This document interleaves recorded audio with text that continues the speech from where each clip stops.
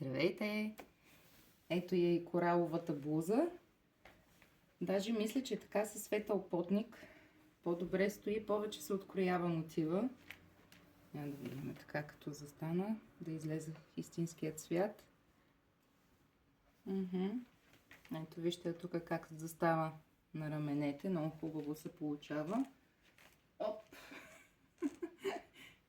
Виждали си и на гърба? Да. И на гърба много хубаво се получава. Ето я дължината.